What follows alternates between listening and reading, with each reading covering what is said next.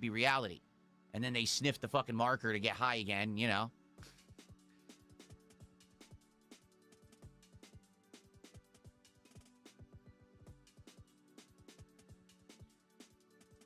Anyway, so let's all get caught up on what's going on. So yesterday was a really good day, in my opinion. It was good variety stuff. Remember, first stream was a continuation of Dark Souls 2. We got a lot done, including going to the Dranglade Castle and running around and doing a lot there, multiple boss fights, etc. And then last night, we had a nice chill stream of Final Fantasy VI, my second one. And it went really well. Great progress in the game. Great chill vibes. Support continued. And, of course, not crazy, overwhelming support like the first stream, but a good, well-supported last night's stream was excellent. Yesterday, we actually started opening new cards. The One Piece box of cards showed up, and I'm happy to report they're really good. Like, I like the art on them. I like this. The cards themselves are of higher quality, and what I mean is the card stock and the overall look and feel of the cards is really good quality. Now, I'm not saying that Pokemon or Magic is bad. I'm just saying the One Piece cards are actually a legit step up for whatever reason. They're just higher quality, and I like them. The art is great, and we got our first big hit. We have one minor hit that was like a $7 card of Mr. 3, but we got our first big hit. The special illustration rare Portgas D Ace, worth around $11 and change. Okay, and that could go up or down depending. This is the newest set, so the newest set, the values fluctuate. But it's a really nice looking card. The art, to be frank with you, is on par with a top tier Pokemon card. It has texture. It's got cool reflection. It's gold around the border. It's got an alternate art. It's really nice. Now, there's actually another version of this card that's worth a ton of money. That's the super high-end edition. I don't have that one. But that's the cool thing about the One Piece cards. There's basically a basic one, a rare one that's worth a good amount, and then a super rare one that's worth like a ton. Well, I didn't find the super rare yet. But being that we're only 5 packs in and we already got a nice card, makes me feel good about this set. Maybe we're going to get a bunch more good ones. I hope so. I would like to have like 2 or 3 more One Piece cards here on the wall. That'd be amazing, right? So far, so good. I love them. And as you can see, because we're playing Pokemon today, I give you guys a free pack. So as long as we qualify for one more pack today, we'll do a DSP pack rips and open some more One Piece cards, all right? And you guys know how that works. Either a $50 contribution all in one go, that's a pack. Or if we hit $100 cumulative support on this stream, that's a pack, etc. So thank you to Lucifer Rise for our first support. Let's get some support rolling today if you like the content. And I'm very excited for a chill day with all of you. I think today's going to be a great day of fun and content. And I hope you're all excited. So Hellman TG did 500 kicks. He says, I want your opinion on the leaked Fauci diaries. It confirms that he concealed, number 1, masks are useless. Number 2, the C-19 was created in a China lab. I don't know anything about what you just said. Like, I don't know what the Fauci diaries are or whatever the hell that means. You know what I mean? If both of those things are true, I wouldn't be shocked. Okay? To be honest with you. But I don't know. I can't confirm or deny any of that. Hellman TG. Your name was Hellman TG? Hellman TG. Thank you, Hellman TG, for 500 kicks. That's all I'm going to say about it because I have no idea what you're talking about. I'm not informed on what that means, so not going to speak. Liv Will, thank you for becoming a supporter again this morning. I believe you already were a member, and now you have you re-upped it. I appreciate that, Liv Will. Good to see you.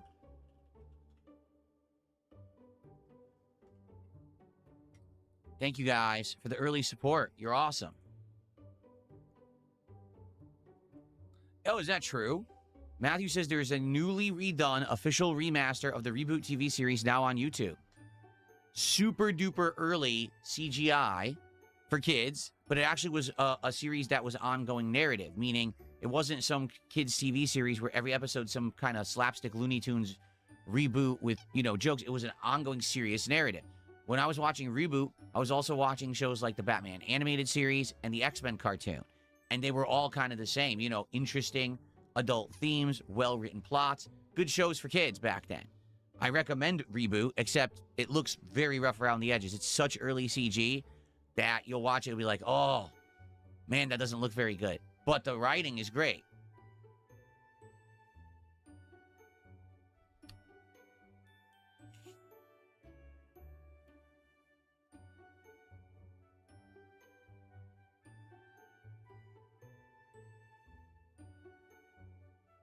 Oh, don't make fun of Jade. I'm just going to say it right now. Don't fucking make fun of Jade, all right? You're welcome here, but that's not cool. And I think you know why, so don't do that, okay? Cool.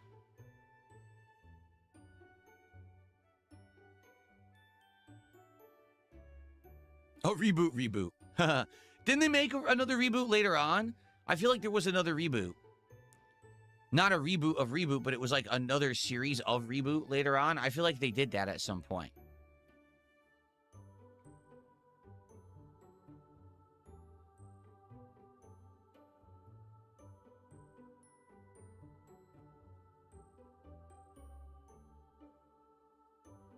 What's up, Yuck Almighty? Good morning.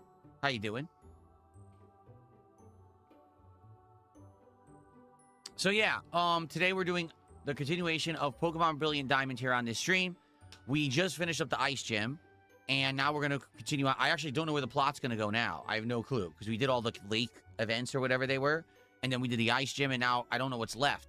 I don't know how much is left in the game, honestly. I think we've played almost 30 hours, so I'm assuming most Pokemon games are around 40 hours, right? So we're probably getting there. I just don't know exactly how much is left, but it should be chill fun. And then tonight, more Pal World. And already, now I'm getting feedback. People are upset. Why are you only playing Pal World once? Last week, people were like, why are you even playing Pal World? Now this week, I'm only playing it once, and people are like, why are you only playing it once? Well, the truth is because we're doing a lot. And with the success of Final Fantasy VI doing well, I wanted to play a ton of Final Fantasy VI this week and get through the big intro segment, which we are. When we're playing, we're getting through the 3 segments. First, we did Locke. Now we're in the Sabin segment. Next, we'll do the Banon segment. And then we get to the point where the actual plot convenes and then continues. So I wanted to play a lot of it, and we are. We're playing it again tomorrow night. So because of that, 3 night streams of Final Fantasy this week, it meant that, essentially, we had to cut back on the other streams, right? So Pal World, we only played once. We did the one-off random stream of Xbox a couple nights ago, and we're going to do Friday Night Fights on Friday. Yak Almighty says, the Halo remake only got 25,000 players even at launch. You think Microsoft should give up? I mean, at this point, here's the thing. They don't have to give up on Halo, but they have to have competent people make it, and they have to make a new one that actually is going to hold player base. And that was the problem. With Halo Infinite, people were very interested in Halo again, and they ran to it, and they played the campaign, and they played the online, and within 2 months, there was nothing left of the game, and the game devs just threw their hands up and said, oh, well, we can't make anything fast. We're not equipped to do that. It's like, wait, what? Well, then your studio is structured improperly. The whole point of a game like that is that it's supposed to be games as a service, online play, seasonal content, new maps, tweaks, updates. And if you don't have it, your game will fail. And that's exactly what happened. So if that's the case, take control of the studio, 343. If they don't know what they're doing, have someone step in and say, we're going to control it now because your management doesn't know what they're doing. And have someone who has competence in that field of games as a service run the studio. Then Halo can succeed. Because it's not that there's no interest in Halo, it's that they keep botching it. You know, Halo can win if it is good. They just need to make it good. I don't get it.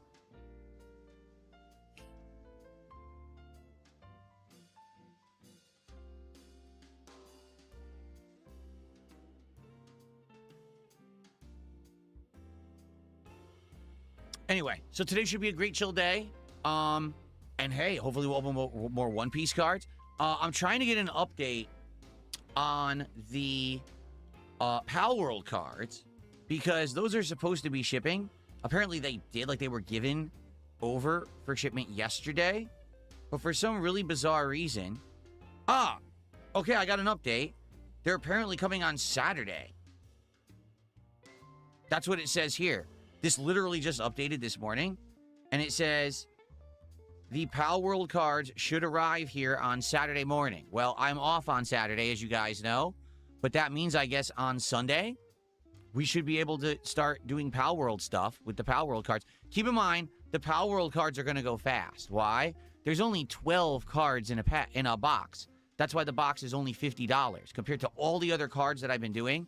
That's by far the cheapest, but that's why there's only 12 packs. So if we open the 12 packs of Pal World and we like them, I should be able to order another box and get it within a few more days, hopefully, right? We'll see.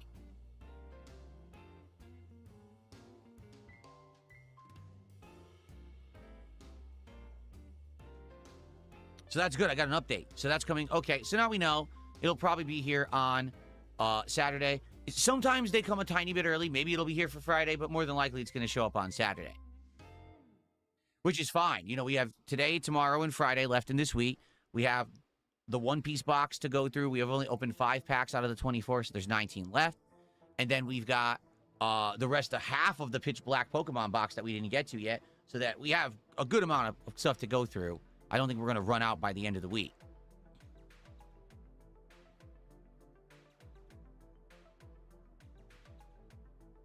Mercury Play says, how is it possible Pal World has cards? How could they have value?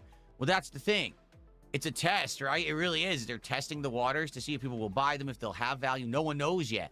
When we open those cards, literally, the value will be question mark because it's a brand new, untested thing. Will people actually collect and play those cards, or will they be like, they're garbage? You don't know. So we're going to have cool-looking cards and have no idea what they are.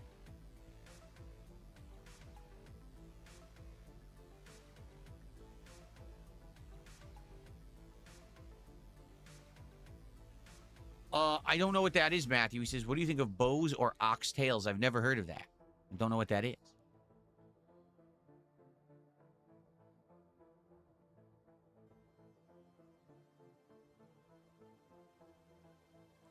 All right, so we're going to build up attendance here for a little bit, chill for a little bit, and then we're going to start with Pokemon for today. Have a nice, chill, interactive stream. Should be a lot of gameplay of Pokemon today. Probably around 3+ hours or more. We'll see. But thanks here for being here and for chilling. And let's just hang out. What do you guys want to talk about today? Like I said, I don't think there's particularly any big game news or anything to discuss. So let's see what's on your mind.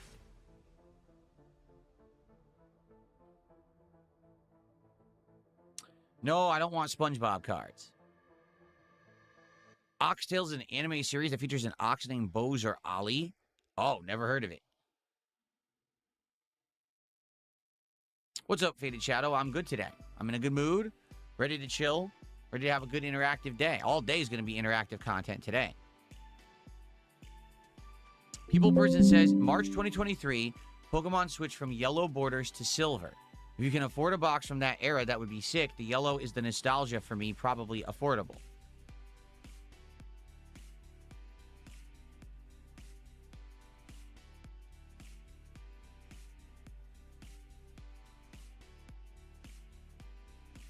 I just want to show you something. Is this going to keep happening, or is that... That was so weird. I'm just sitting here, okay? And I'll show you what I have on my monitor here, okay? I just have the Xbox app to open because I'm just checking on everything today to see, do I need to update anything or anything for today's streams? So, I checked Pal World. Looks fine. No updates, right? Everything's synced. It just gave me 2 pop-ups that said, now installed Conquer and Fusion Frenzy, and they popped up at the bottom of the screen. I'm like, I played the games. What are those pop-ups? It's confusing. Huh? Why would that pop up? It was very distracting. That's what I was looking at. I was like, huh? What's popping up over here? I already played the games. Why would I get pop-ups for it now? I don't know.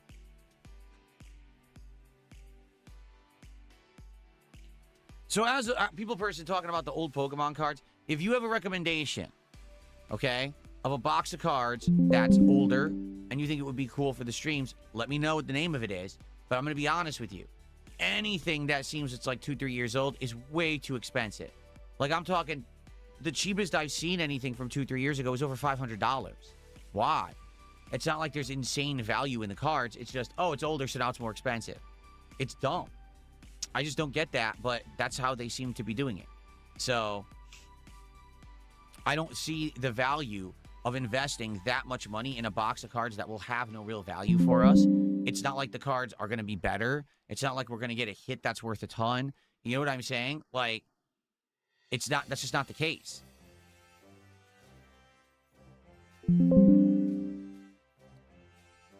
Will I be going back to Pokemon Champions? Listen, guys, I liked Pokemon Champions. I thought it was a fun little game where you could learn how to duel in Pokemon, and I was having a great time with it. Okay? For whatever reason, we couldn't retain enough of an audience and enough engagement and enough support to keep playing it. I mean, we had nights that were nearly dead, and the support was abysmal, okay?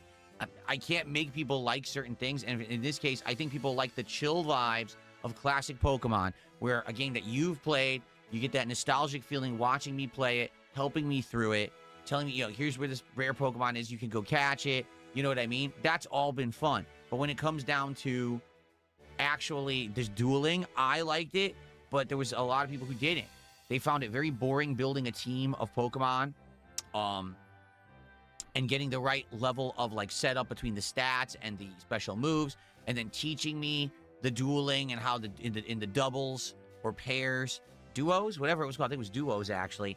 How each Pokemon could buff the other and stuff. Like, I liked it, but I just don't think it really caught on. So I enjoyed it because I learned, right? I ended up learning, but it doesn't really entertain the audience, and I'm streaming to entertain, so that's why I couldn't keep doing it. By the way, listen to my nice Regal theme playing right now. It's very nice, isn't it? People Person says, I will... okay, People Person says they will research and see if there is more affordable older cards. I'm totally cool with that. In fact, to be honest with you, all right, one of the reasons why we're doing One Piece cards, one of the reasons why we're doing Power World right now, is because I've pretty much exhausted all the modern Pokemon cards. Like, all the modern boxes we've pretty much done. You know, Mega Evolution, Perfect Order, Chaos Rising. Now we did the Pitch Black, Surging Sparks, which is the one that came before, right? Like, I'm exhausting all the recent boxes, and everything else is too expensive, you know? So then I went to Japanese cards, which are readily available, but they're kind of the equivalent. Like, Ninja Spinner is the same as Chaos Rising. Mega Evolution has 2 boxes. One's called Mega Symphonia, one's called Mega Brave, but they're the same card, just in Japanese, you see? So I'm like, oh, I could get them, but they're the same ones we've already seen. So really, you lose the appeal if you just keep doing the same thing over and over. I think the reason it's been working the last couple of weeks is because we're swapping all between here, oh, let's do some Pitch Black. Okay, now let's do Final Fantasy. Oh, now let's go back to Pitch Black. Now let's do One Piece. Oh, now we're going to do Power World. So it's balanced. If we were just doing Pokemon right now, it would be boring. So yeah, if you know of affordable cards, I'm down for it. I'm all ears of what you guys would want to see me do, as long as it's affordable. Okay?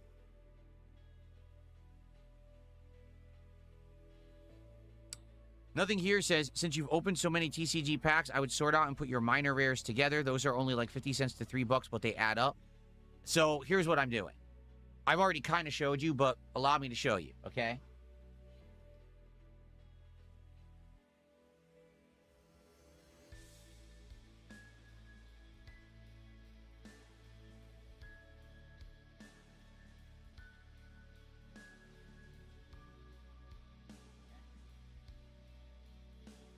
So I actually did this just last night, okay? I went through all the Pitch Black cards that we had pulled from the recent packs that we opened in the last, like, week, okay? Not the rares, you know, the good ones. Those ones go up here on the tree, right? But anything else, okay, I sort and I put into a binder. So this is my Pitch Black binder right now for the single cards. See? And I've got it sorted by standard version, reverse holo versions. If I happen to have the EX cards, it looks like I'm missing one of the EX cards right there. See? For the most part, in all the Pitch Black cards we've opened, this is how far I've gotten. All right? And there are some missing. Like here, I got Heatran regular, but I don't have the reverse holo Heatran. Okay? So what you do is you just sort them all out. And then once you have them all, you see, oh, do I have the whole set? And if you have the whole set, and what I mean by that is, do you have a standard or full holo of every card in the set? Not the reverse holos, but the standard or full holos of all the base cards. Once you do that, what I do then is I'll take all those cards out and I separate them and I put them into a box.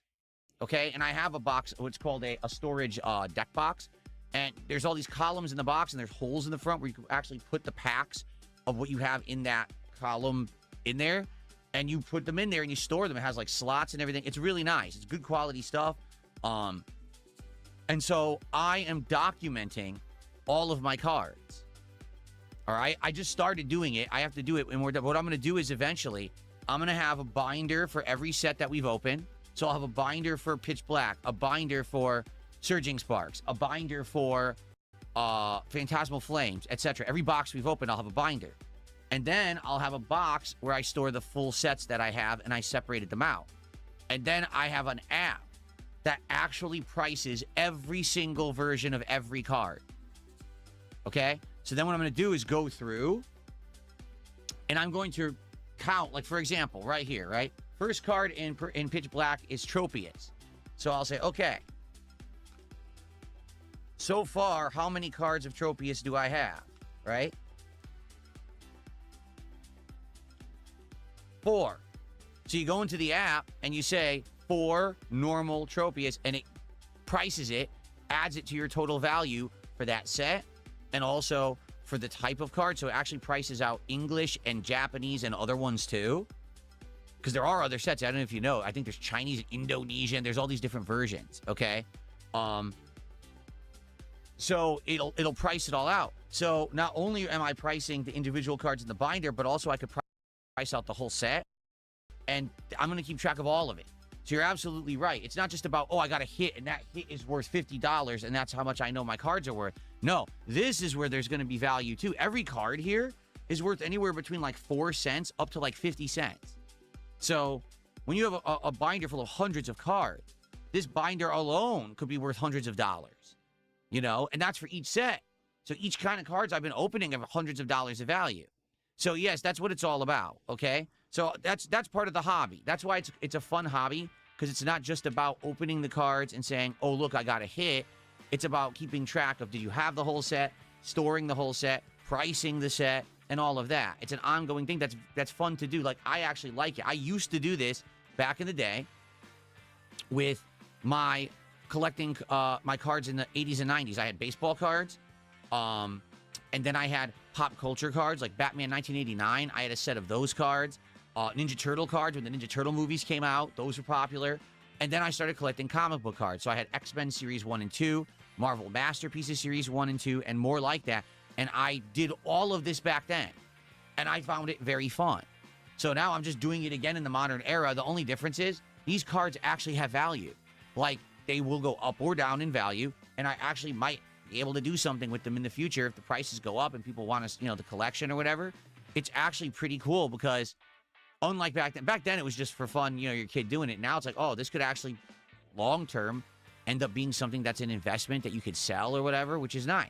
You know, but who knows? It's just like I said, the market can totally fall out too, right? So there you have it. Okay. Just trying to see. Nothing here says, that's awesome. I'm low-key jealous of your collection. Great TCG collection. Happy for you. Yeah, and it's building. You know, I've been doing this now for over 2 months, and we've done already, think about it, 4 or 5 different sets of Pokemon, right? Then we did 2 sets of Magic the Gathering. We did Marvel, and then we did Final Fantasy. By the way, I'm way behind on that. I got to build the binders. Like, I have to build the Final Fantasy binder from scratch. I haven't even put a single card into a binder or graded nothing yet. Nothing. That's like way behind on that. And now we're doing One Piece, which is cool. Then we're going to have Pal World. So, yeah, we're actually working on, it's kind of a collection, right? Pretty cool. I am so happy that I reorganized my closet because now I have storage space for all of this. And I have space. What I think I'm going to do, like I told you, I'm going to buy a nice piece of furniture to put here. I don't know if it's going to be like a table. I don't know if it's going to be like a little, maybe a transparent glass case or something. But I want to have multiple levels. So on one level, I can have my classic games. And on my next level, I can have the cards and all this. I think that'd be really nice. And then just take this old-ass ugly stand and put it in my closet and use that for further storage. So that's what I think I want to do. So I'll be probably looking for that maybe next month I'll look to do something like that. So pretty cool. Okay, cool.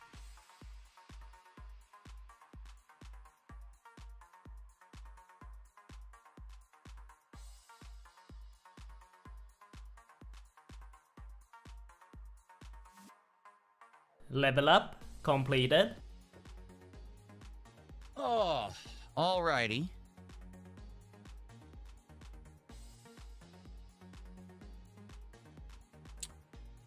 Mozzie, did you tip me $1 and ask about being timed out? Because I did not time you out. Were you timed out in chat? I didn't time you out.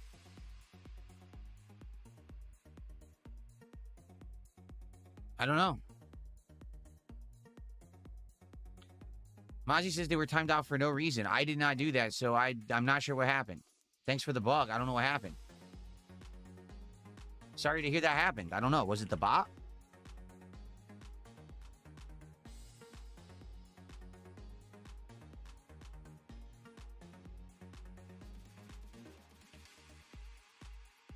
I was too obsessed talking about cards, and I missed everything that happened. So I'll keep an eye on it.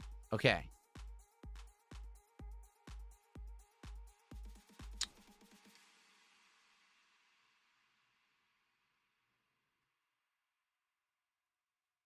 Yeah, it very well could have been they were trying to. Someone was trying to moderate Ovo because I told Ovo not to make fun of Jaden, and he continued to do so. He thinks he's gonna get my goat or something.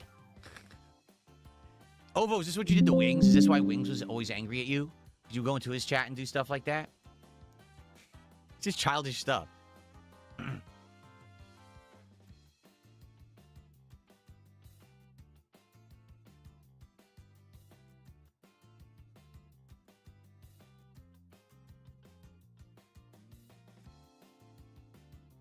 All right. Anyway, what do we want to talk about? Besides, you guys are angry that someone's throwing kicks at me over on Kick, which I'm just going to say, hey, thanks for the kicks, and I'll count them up later. What's their name? Dirty. Their name is Dirty Hair, and they keep throwing kicks. Let's see here.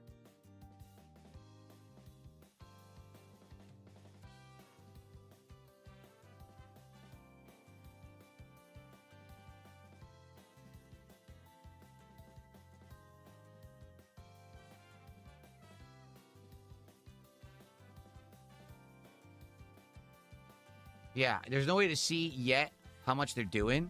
I have to wait till later, and then I can total it up. Because that's what I've been doing with Cantaloupe. With Cantaloupe, basically...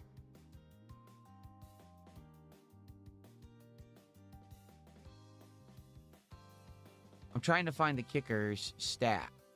There's Cantaloupe. So I see what Cantaloupe did this week. Yeah, so basically... The weekly top kickers, the second or the least one on the top 10 is 181. So when Dirty Hair hits 181, they'll hit the weekly top kicker, and I'll be able to see how many total they've done. And then I can add it later on and count it for the stream. I can't count it now because they're doing singles. There's no way to add those up until they do enough that you can total it.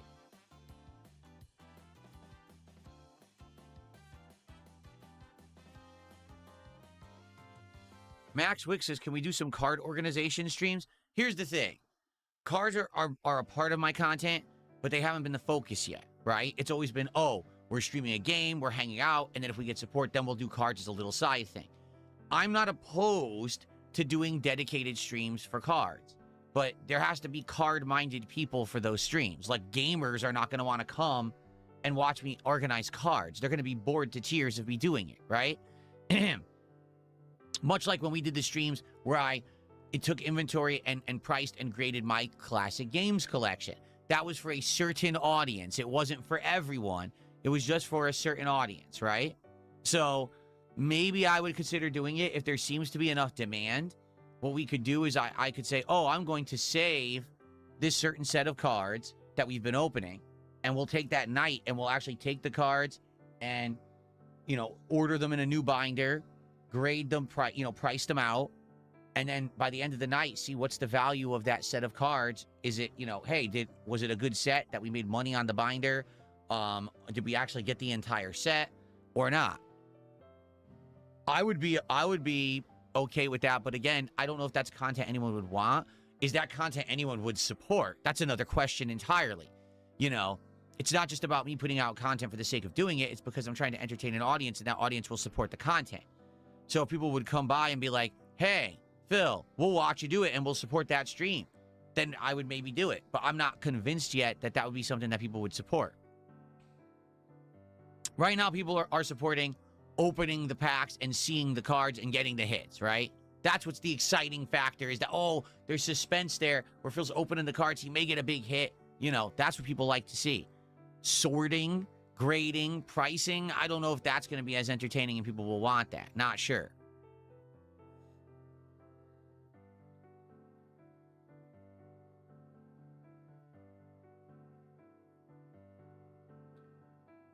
N Fox Q, what a nice name. So can we get you to react to Dark All Day by Gunship? It shouldn't get you a copyright strike. They're streamer friendly. I have no idea what that means. What in the holy hell is Dark by Day by Gunship? Huh? Jilk says, remember your midday snack today. Yeah, so yesterday, all right, I, in the middle of the day when I went on my break, had a protein bar, okay? And for the rest of the day, I actually felt pretty good. And it's weird because a lot of times mid-afternoon, I start to feel very tired. And then, you know, the rest of the day, I'm like, I think what it is I actually have not been intaking enough calories during the day. Because I did the math the other day, right? We did the math together. And I was like, in the morning, I have this breakfast sandwich that's under 300 calories and a coffee. Okay? All afternoon, I eat nothing. I eat another black coffee, which is like 3 calories. Seriously, like it's like no calories to drink coffee. Then I eat dinner. Dinner is my one major meal of the day. Maybe on a good day, the homemade meals I eat is around 1,000 calories. I bet some days it's not. Okay? And then I don't eat anything again all night. I'm just drinking this filtered water all day. And then end of the day, sometimes I'll have a couple snacks. Like maybe I'll have protein chips. That's like 200 calories. Sometimes I'll have another protein bar. That's 200 to 300 calories. If you do the math, most days, except when I do DSP tries it or on my day off when I eat out all day, I'm not even ingesting 2,000 calories in a day. Which is why I've been losing all this weight while working out. Because not only am I digesting way less calories, but I'm working out and burning calories at the same time. So that's why I've lost all this weight in the last couple of years. Notably, the last 6 to 8 months, my diet changed dramatically, and I'm burning all the fat off my body. So that's a good thing, obviously. But maybe what it is I'm just not ingesting enough calories, and I need to up my calorie intake during the day. As long as it's healthy calories, I'm not eating fats and, you know, stuff like that, it should be fine. So I'm thinking that maybe I should, in the afternoon, have a snack. Right? Probably. That's probably what I should do.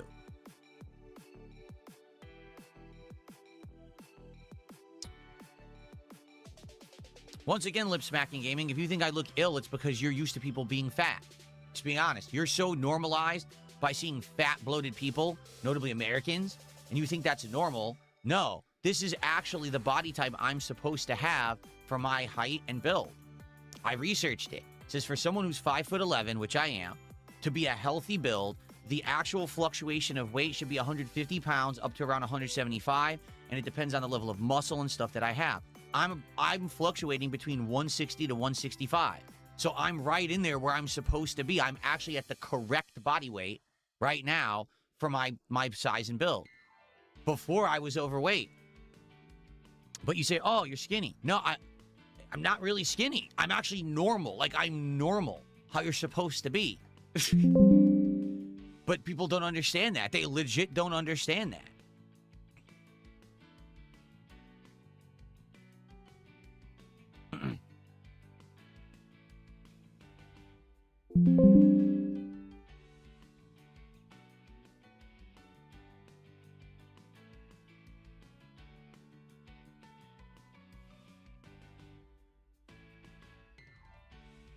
No, it's exactly what it is. Starshine Radiant says some people have never seen people in Asia or Iceland. The Western world is normalized seeing fat people, okay? Do you want to know something? And this is going to shock a lot of people. I know it will. You ready? I'm going to give you some real world talk, okay? I grew up in the 1980s, okay? You want to know the truth? In the 1980s, when you were walking around, if you saw a fat person, and I don't mean like a slightly chubby person, I mean fat, you know what I mean? You were like, whoa, that was an oddity. I'm going to repeat myself. In the 1980s in the United States, if you were just walking around at a mall, at a restaurant, at school, at work, anywhere, and you saw a fat person, you were like, whoa, that's weird. Because it wasn't normal. It wasn't a normalized thing. I'm being honest with you. Okay? It was like, whoa, that's weird that someone's that big. Today, everywhere you go, you see giant people. It didn't used to be like that. 30, 40 years ago, that was the weird outlier. And in American society, it wasn't normalized. People would look and be like, whoa, like you'd see reactions to it. You know, now today, if someone reacted to a fat person, you'd be like, that's so offensive. But back then, that was the normal reaction because no one normalized that behavior. So it was weird to see someone that big. Okay? Now, almost everyone, everywhere you go and everywhere you see, there's some giant person. And therefore, everyone just thinks, oh, it's normal.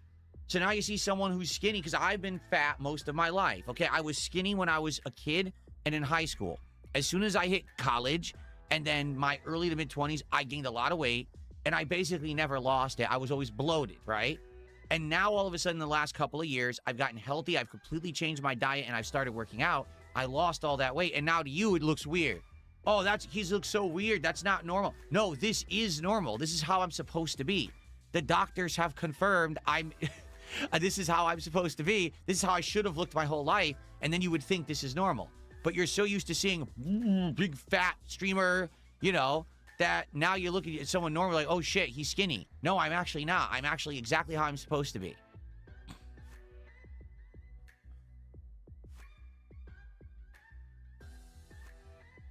But that's it. A lot of people don't even, or maybe you didn't even grow up during that time. So you're not aware. You're not aware that this obesity epidemic that's going on in the Western world just started in the last 20, 30 years and has gotten progressively worse as people have made it normalized to say it's okay to be fat. Well, here's the truth. Being fat is unhealthy. No one's going to say you don't have a right to be fat. You do. You can make that lifestyle choice for yourself. If you choose to be fat and you do things to be fat, more power to you. But guess what? It's not healthy. It's dangerous. And you're playing with your life.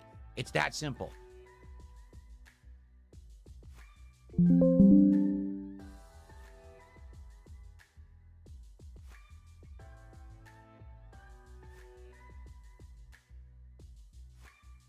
What about Kat? Kat is basically going on the same journey that I am.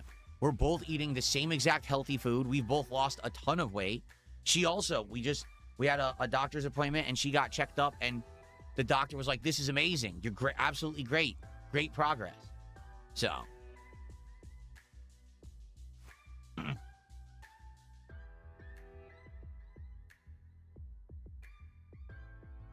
So Hellman did another 500 kicks as the detractors are seething because you're looking healthy and slim.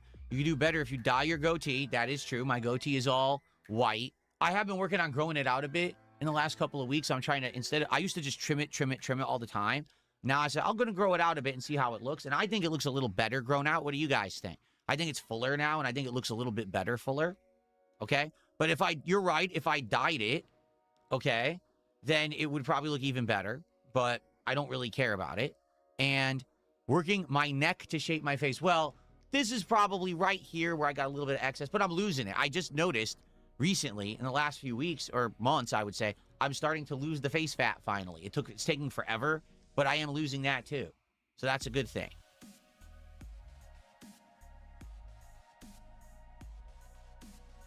So thanks for the kicks.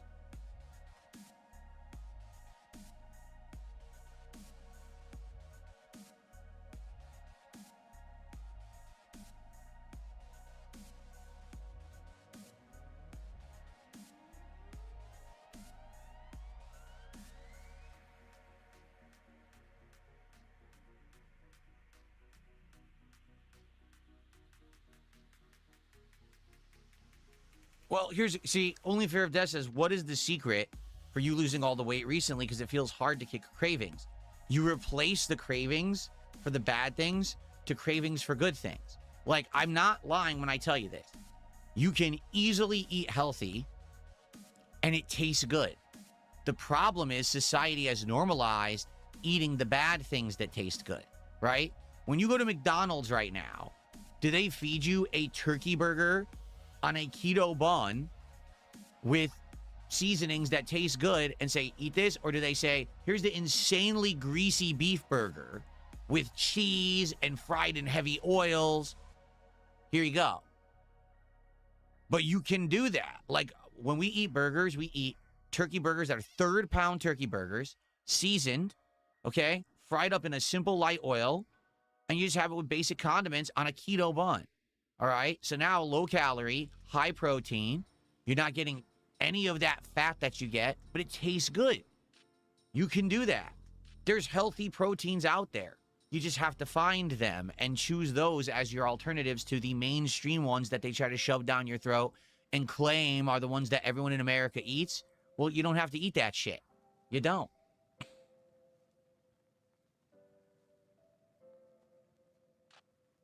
But that's the thing. You have to seek out, find, and normalize eating the right stuff. And then you'll crave it. Like today, we're going to have a Kung Pao chicken from Trader Joe's, which is lean chicken. It is not breaded. It is not covered in grease. It's just plain chicken, okay? But they seasoned it. They have it with a mix of veggies, a few peanuts, which is basically your naughty treat because the peanuts have fat in them, right? But it has peppers and it has a tasty sauce, and you just have it over white rice. High protein, you get a little bit of, vitamins from the veggies. You get your, everything you need there, and it's a healthy meal. It's not over the top crazy bad for you. It's meant to be a healthy alternative to fried foods. Tomorrow, we're having salmon. We're actually having, instead of regular burgers, salmon patty burgers. And it's just a prepared, not breaded. It's just a patty made of salmon, very low fat, very high protein.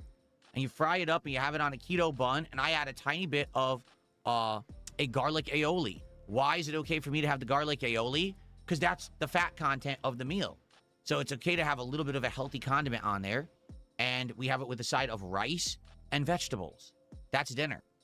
And then another day, we're going to have chicken chipotle tacos, which is a very low-carb taco shell that's flavored. The one I get is jalapeno flavored, and it's keto net carbs, meaning when you eat it, you're not really ingesting the carbs. It's so low carbs that you're not going to retain the carbs, okay? And it's seasoned, diced, chipotle-flavored chicken, insanely healthy. It's white meat chicken. It's not fatty whatsoever. And you add a little bit of pico de gallo on there and a tiny squirt of some kind of a flavored dressing or salsa, a few calories. You eat it. You have like 4 or 5 of those. High-protein dinner. Done. Now, is anything there bad for you? No, it's all high protein, low calorie, low fat. It all tastes great. But in a normal week, so wait. So one day he had turkey hot dogs with turkey chili. Then he had turkey burgers. Then he had Kung Pao chicken. Then he had chicken tacos. But wait, there's no red meat. There's no beef. There's no pork. There's no sausage. Correct. Correct. You don't eat the bad stuff. You phase it completely out of your life. You say, I'm not going to eat this shit. I'm not going to, because then when you're not eating the fatty bad stuff, you don't crave it anymore. At all. Like right now, I don't crave beef. I don't crave pork. In fact, when I have it, I'm not used to it, right? So right now, if I were to, it's my day off, let's say. And my wife and I were going to order breakfast. And I order a breakfast that's like scrambled eggs and bacon. When I eat the bacon, I'm like, oh, I'm not used to eating it because it's heavy, right? It's heavy oils, sodium, and stuff that normally your body doesn't ingest. So when you finally eat it, your body's like, what are you doing? This isn't my normal stuff. I don't want this. So it tastes great, but then you're like, oh, after the fact. And now you don't crave it anymore. And that's what happens. You get it phased out, and then you just don't care about it anymore. I would much rather have any of the healthy meals we've been eating for months than eat a greasy burger, fried chicken, that stuff. Why do you think when I'm doing DSP Tries It now, right? And it's the Korean fried chicken episode, and I go to eat it, I'm like, oh, like all I'm getting is mouthfuls of breading and disgusting sticky sauce. Where's the meat? I'm craving the protein. I'm craving the meat. I'm not craving the coating that everyone else craves because I don't like that anymore because I don't eat that shit. It's been phased out.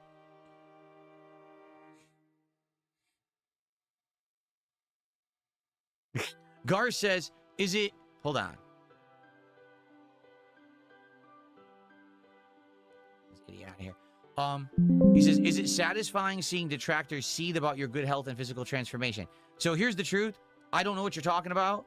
The only thing I see is on my streams. I don't watch detractor content. Ever.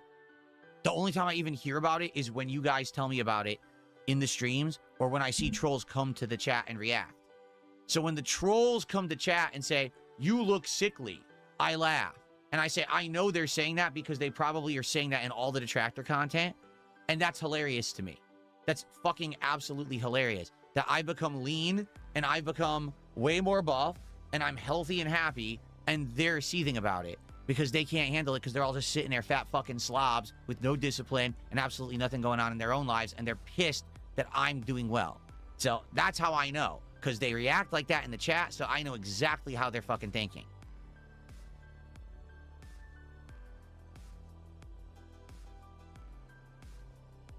Oh yeah, that's true. Manchester Kid says you can live off steak and eggs. You can live off anything.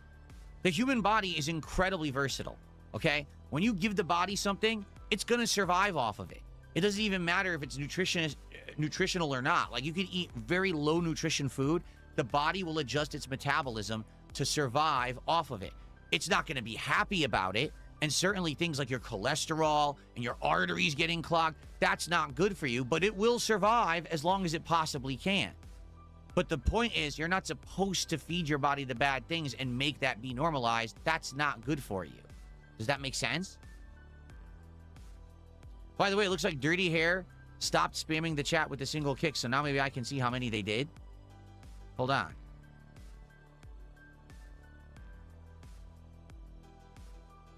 They did 666. Exactly. That's funny. So Dirty Hair did 666 single kicks, and we can count that. I guess that was their intention all along. And that gets us up to 41 bucks of support.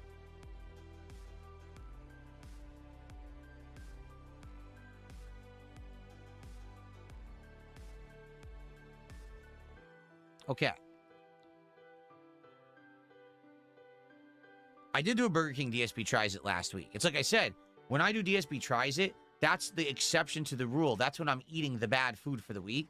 And to be frank, that's probably why I don't really enjoy it that much. Although that Burger King particularly tasted great. It really did. I'm not going to lie. Sometimes when I eat the fast food and I'm not expecting it to be good, I'm like, wow, that genuinely tasted really good. And that's why I'm honest with you guys about it when I review it. But that's the bad stuff that I eat.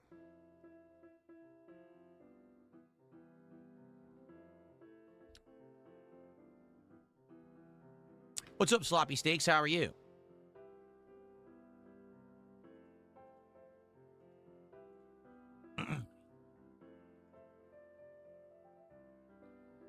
Only Fear of Death says, do you find your mental health gets better when you improve your physical health? I found myself much happier when I lost weight because I wasn't so gassed and tired all the time. That's exactly what it is for me. It's not feeling in pain, not feeling tired, gassed, not feeling exhausted. Like, I'm not kidding. I used to sit down because I was fat, and I would just plop down on the couch, and when it'd be time to get up, I'd be like, okay, and I try to sit up, like, oh, my back hurts. My fucking knees hurt. Oh, this is terrible, right? Why am I feeling like this? I'm not old yet. I am going to get old, and then it makes sense to feel like that. But I'm only in my 40s. Why am I feeling like shit? You know? Now, I've got energy. At a moment's notice, I could jump up. No problem. No pain. No problems at all. You know, very mobile. I can lift and move things around easily. Like I said, in the last several months, right, with all the things that I did, I built a freaking exercise machine on the other side of my house, lugging, you know, 75 pounds at a time of weights up the stairs. I never would have been able to do that before. If I hadn't started working out and losing all the weight, I would have, you know, it would have been a torturous nightmare. I would have been laid out for weeks after I built that thing. But because I changed my lifestyle, things feel better. And I want you to understand that is what it is, okay? It's not like, oh, he looks at himself and he's full of himself. Personally, I have a thing where I never think I look good. Like, people will tell me sometimes, oh, you look good or whatever. I'm like, nah. I have this condition that I just never, ever think that I look good no matter what. It doesn't matter what I wear. It doesn't matter how I dress. It doesn't matter how fat or skinny I am or how I do my hair. I still think I look hideous. All right? So that's just kind of a mental thing with me. So I'm never going to think, oh, because I got healthier, that now I'm a good-looking guy. I'll never think that. But just on the physical basis of feeling better, yes, it has become a great positive motivator in my life to want to keep this up and keep doing it because I feel much better now.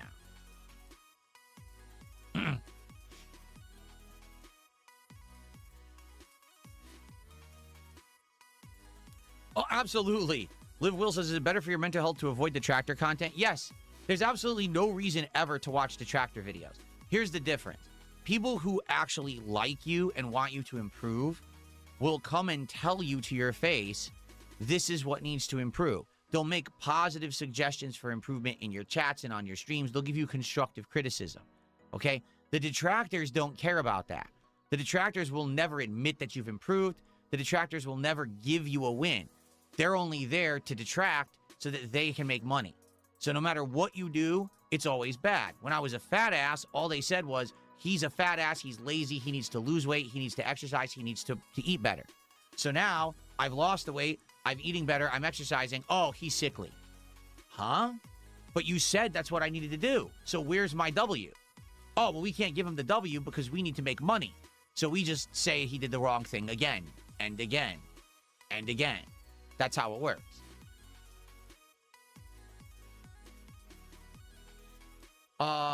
Hellman, thanks for another 500 kicks. Oh, I'm well aware of that, Hellman. He says their theory is you took GLP-1 and you're wearing a diaper because of incontinence. That's because they're mentally retarded, these people. That's why they say that.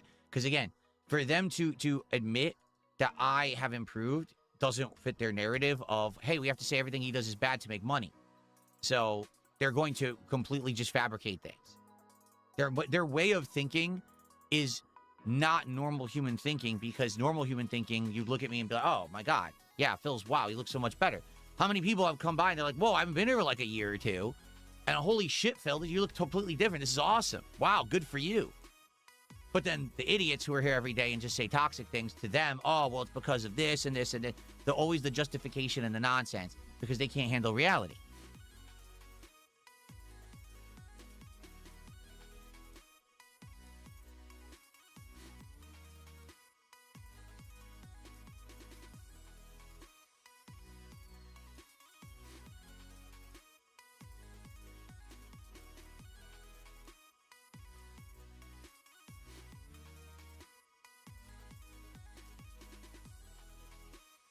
Why don't I retire like Wings? Because I don't want to.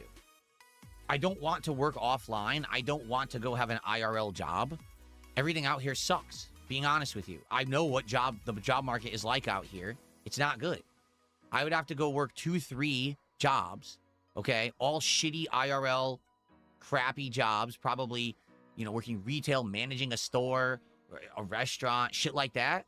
That's what I would have to do to make ends meet and make as much as I do as a streamer. I'm a successful streamer and I love what I do. Why would I retire and go offline? Wings was completely the opposite. He outright said, I hate what I do. I wish I didn't have to do it. I don't like games. I don't like streaming. If anything, I wish I could walk away, but I can't because I'm fat and I can't do anything else. Like, those are his words, not mine, right? So now he's walked away for 2 months.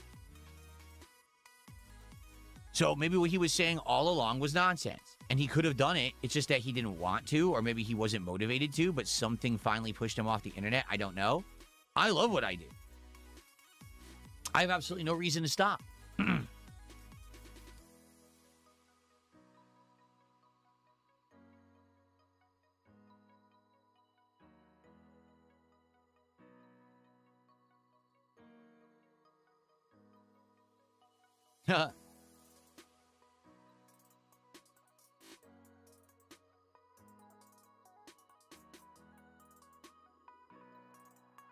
Yeah, kettlebells are pretty good. From what I've seen, kettlebells can be pretty good for exercises and everything. But the problem with kettlebells is they're heavy as shit, and you're always lifting them and putting them down. It makes a ton of noise and everything, shakes everything, right? Like, the whole idea is that I have an exercise room, and I've insulated it on the flooring to the point where I'm not making a lot of noise. I'm not shaking the entire fucking house when I work out with the weight machine. The kettlebells, it would be like heavy swinging, putting down and everything. It's like, oh, that would just kind of be counterproductive to what I've tried to set up.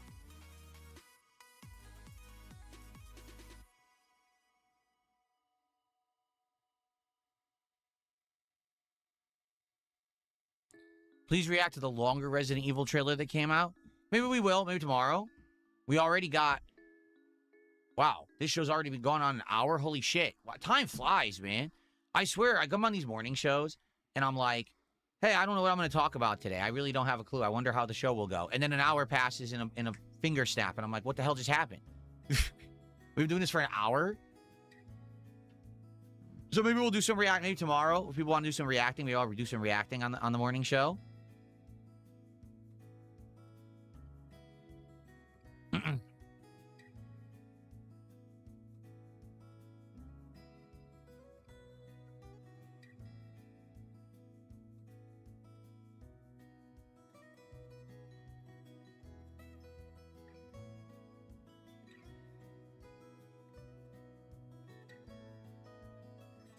No cap, I don't watch wrestling. I haven't watched wrestling in a year and a half. I'm never going to watch wrestling again, likely. I just don't care about it anymore.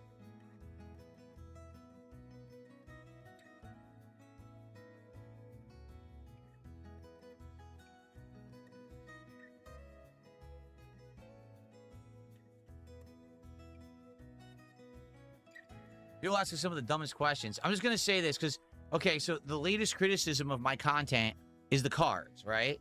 That, hey, if we hit certain financial milestones on a stream, I'll open a pack of cards and all of that, all right? So here's the deal. I'm just going to present a very generic thing I'm going to say in this way. It's not going to be specific to the cards or anything like that, okay? Someone presents to you an offer or what they call maybe a deal, all right? And the offer is, if you invest a certain amount, a certain thing will happen, okay? You think for yourself, oh, okay, so if I invest this certain amount, this certain thing will happen. I find pleasure in this certain thing. It's entertaining to me. That sounds like a good thing. I actively choose as a person of my own volition to invest in this thing because I want to see that certain thing happen. And then that thing actually happens, okay? Does that sound bad? Someone makes an offer, you accept the offer willingly knowing up front what that offer will entail. That offer is going to do something that you want, and then you invest and you get what you want. What's wrong with that? That's literally what I do on my streams every day. Now, when you get into the specifics of it, oh, well, he opens a pack of cards for a certain level of investment and support, and that, okay. People know up front exactly what the offer is. They like the offer. They think it's something new and interesting for my content. They've enjoyed it for the 2 months I've done it.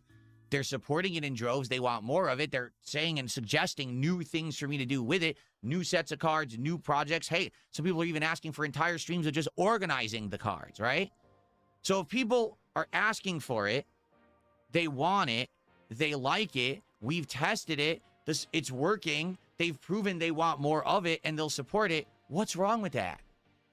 What's wrong with giving people what they want and being rewarded for it? Exactly. Isn't that what every business should seek to do on Earth? Is, hey, we're going to provide a good or a service or something in between, some level of entertainment. You like it, you support it, and then they give you what they offer.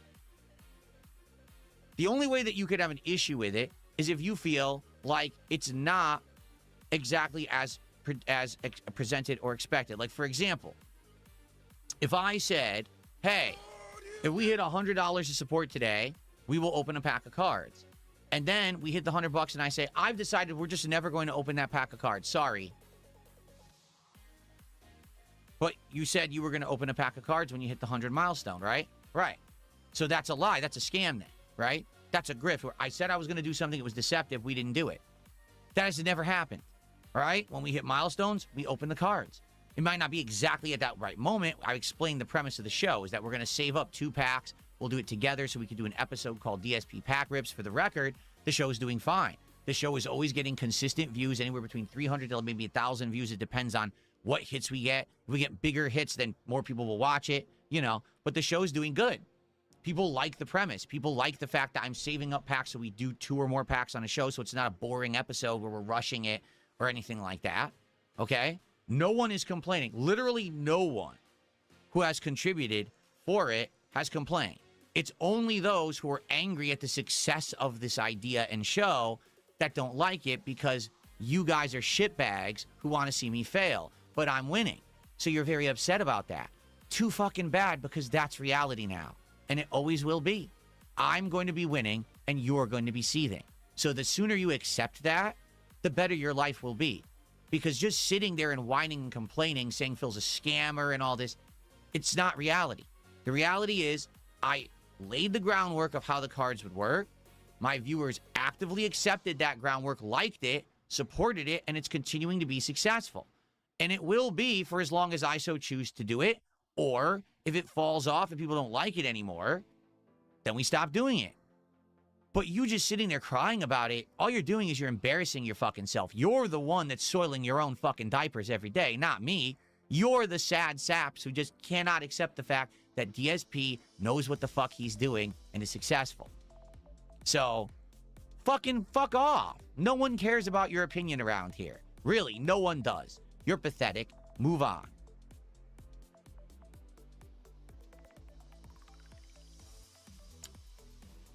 Sonic Doom, thanks for $5. And he says, DSP, I think it'd be cool if your parents kept your old toys. I'm sure they have some value. You can display them maybe. I have no idea what my parents have actually kept and haven't.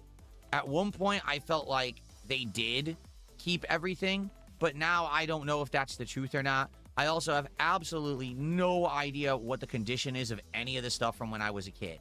You know, when I was a kid, I had He-Man action figures, some Transformers, stuff like that. And I don't know if any of it still exists in my parents' house, nor do I really care. Someday I'm sure I'm going to find out, and I think you know why. It's, you know, one day my parents are going to pass away. I'm going to probably inherit the stuff that they have left at the house. I'm going to have to figure it out, see what's there, and, you know, and go from there. But, you know, hopefully that's not anytime soon.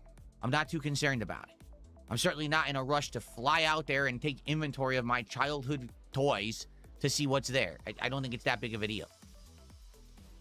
Okay.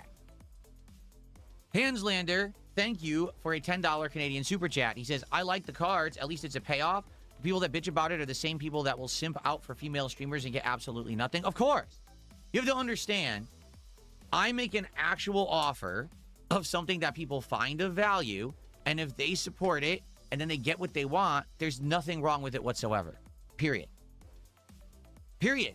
You may not like it, and I'm sure there's big, I mean, people have even said Asmongold has criticized it. He has the right to criticize it, but he has absolutely no right to say that it's invalid or that I shouldn't do it, because guess what? People like it. And I'm not hurting anyone. There's no lies. There's no scams. That's that they always a scammer. There's no scam.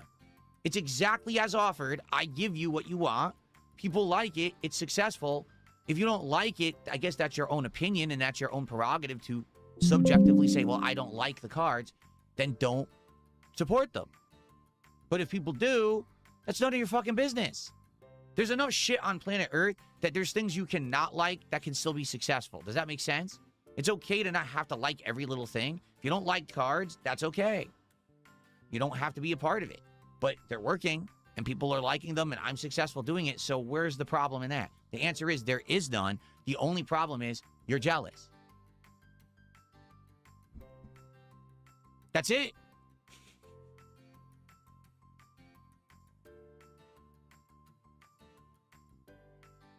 Okay, thanks for the $7 there. Hanslander, I appreciate that.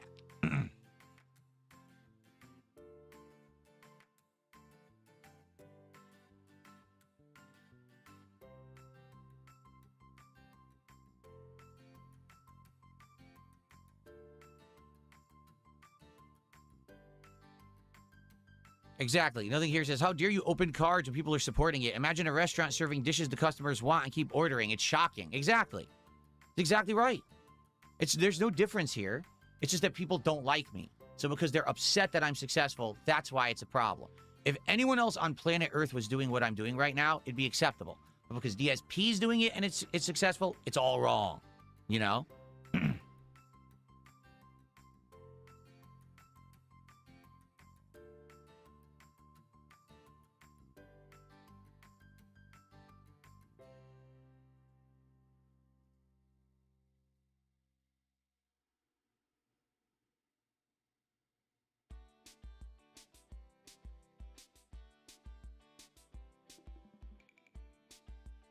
Exactly. Yakko Mighty says, I personally don't care for the cards. If it's making you money, keep doing it. Who cares?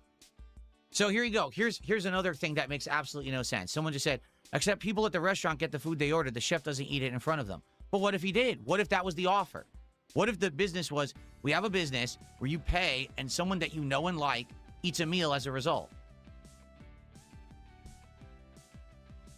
But you said that was good. You paid for it. You got what you wanted. So what's wrong with that? You actively knew what was going to hold on, what was going to go on, and you supported it. Why would you be upset about it after the fact? I mean, this is literally what every streamer does. Every streamer says, hey, if you support me, I will do this. You're not getting anything, okay? What you're getting is interactive entertainment.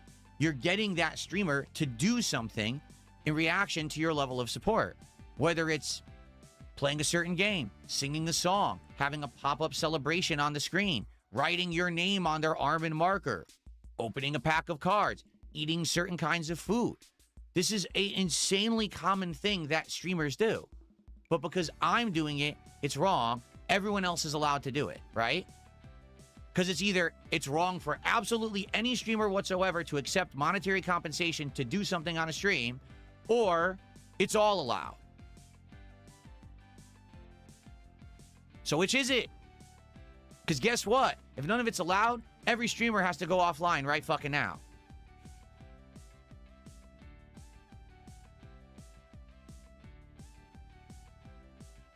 Everyone, big and small. Doesn't matter if you're a tiny little rinky-dink or you're a giant streamer, that everyone accepts contributions. So every streamer who accepts contributions must go offline immediately if it's not allowed to accept a contribution to then do something on a stream. Period.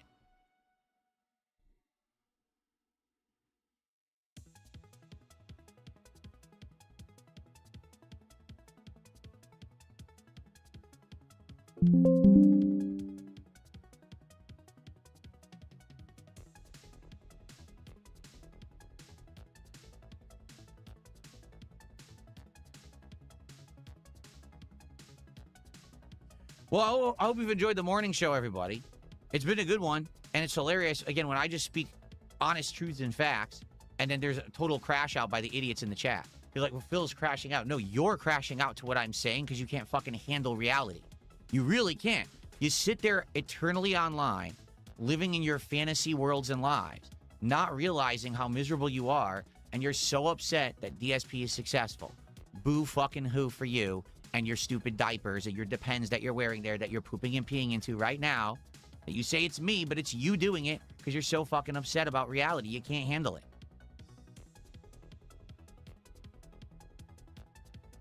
I think I am going to get an emote of an adult diaper, and it's going to be for those people.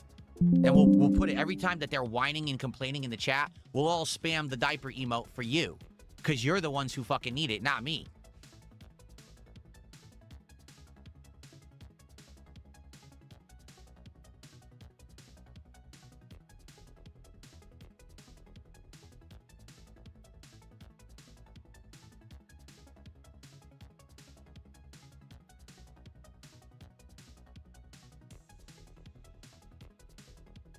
Okay.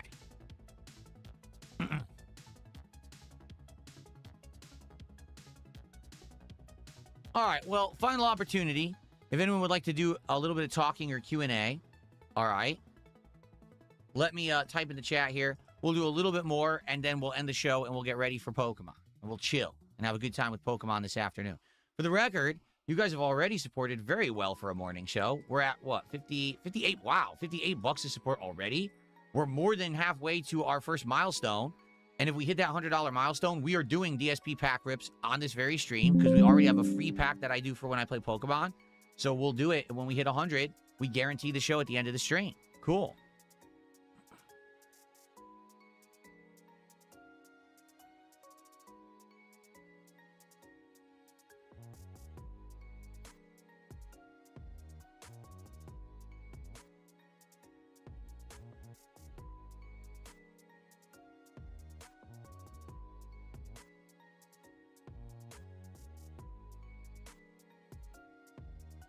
Am I going to get more Final Fantasy Magic cards? To be honest with you, I liked the set. It's just too pricey. For some bizarre reason, they've overpriced that set a lot. Like the box of Marvel Magic cards, okay, was just over $100. And I've looked at others. A box of Ninja Turtles Magic cards is around $100. That's the normal price point for a box of Magic cards. The Final Fantasy Magic cards is $300 for no reason. It's not that the value of the cards is more. For some bizarre reason, they've just priced them that way. where you have to pay 3 times more to get the box. Now, if I had gotten the box and we opened it and there was tons of value in there, well, that would have been like, all right, maybe I'll get another. But we got one hit. Cloud Strife right there. By the way, the card value has gone up. When I opened it, it was, what, 21? It's over 23, and actually that card is increasing in value right now, which is a good thing. But I just don't see the point, okay? I like the Final Fantasy set, but when only 5 cards in the set have any kind of real value, it's Cloud, Sephiroth, Terra, Kefka, Vivi, and the Buster Sword. I'm not kidding. Those 6 cards are like the only cards of any real value in the Magic set, which makes no sense. The Marvel set has tons of cards that have value, okay? Why does the Final Fantasy set have so little? I don't even understand that. So, to me, I look at that, and I'm like, I don't want to spend that level again. It's one thing, again, if it was $100, I would easily get another box, no problem, and say, yeah, let's do another one, let's continue. Or if we had gotten a ton of hits in the box, I'd be like, oh, okay, yeah, all right. I'm not going to spend that level of money again on a box that basically there's nothing in it. And the other thing is we've already seen the set, right? We've already seen most of the commons. Opening another box, we're going to see all those commons again and again and again. So it's going to be boring. The first time out was interesting. First time seeing all the cards. Second time, not so much. And as I've already told you guys, I'm magicked out right now. There's simply put too many cards in a pack of Magic. There's 15 cards in each pack of Magic. They take too long to open. You know, I'm sitting here. Oh, I have to open 9 packs. Oh, I need an hour. It takes too long. So I'm not against Magic cards.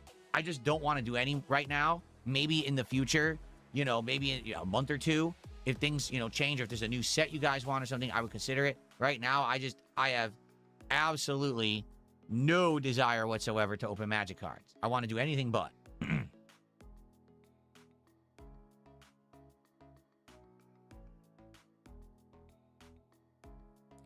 Kush Dreams, right now, I don't have a desire to learn how to play the games, but people have pushed me to try to learn, and I'm like, maybe I would, maybe I wouldn't. Right now, I'm not too interested, because right now, I'm a video gamer, right?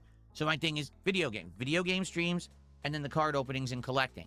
Not, oh, playing the games, collecting the games. Oh, by the way, now I also have to try to squeeze in video games. Like, I don't know how I'd even have time for that.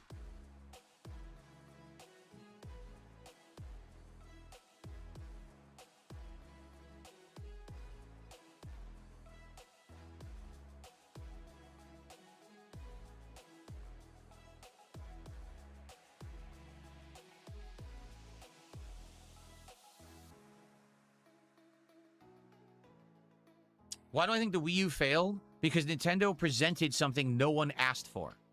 It's that simple. And they've done it before, but the thing is they found a way to make it catch on. Like, no one was asking for mainstream motion controls when the Wii came out, but Nintendo made it trendy. They made it catchy almost. Like yeah, you were in the in crowd if you had a Wii and you were waggling around in front of your TV playing games, right? People who didn't play games decided to become gamers because of the Wii and its motion gimmicks, right? But with the Wii U, they basically presented to you something that you didn't want and they couldn't convince you needed. No one wanted a ginormous controller with a screen on it that was required to play games. And no one was complaining about a shared screen experience where, oh, well, I want to play a video game on my TV, but my parents want to watch TV, so I'll play the game here while they watch TV. No one complained about that. It was a problem that didn't need solving, and that's what Nintendo was presenting, okay? Similarly, at that same time period, the Xbox One was saying, I want to be an all-in-one box for your house. You watch TV through the Xbox, and the Xbox is now your cable box and DVR while it also plays games. No one was asking for that either, and that also failed. So when these game companies are designing products, they have to try to find something that people are actually asking for, or a problem that actually needs solving. Does that make sense? And I think that's the problem, is in a lot of cases, they're not really doing that. They're sadly just making something for the sake of saying, oh, look, it's different, it's innovative. Well, did you do market research? Did you ask if people wanted those features? Because if they don't, they're not going to drop their money for it, right? I think people were so happy with the Wii that when they went to the Wii U, you had to give them a reason. What's the reason for us to drop this Wii that we absolutely love in the mainstream? Oh, this screen that you didn't ask for. Oh, well, we don't want that. So what's next? Oh, nothing. Literally, we have no other features. That was the thing. Oh.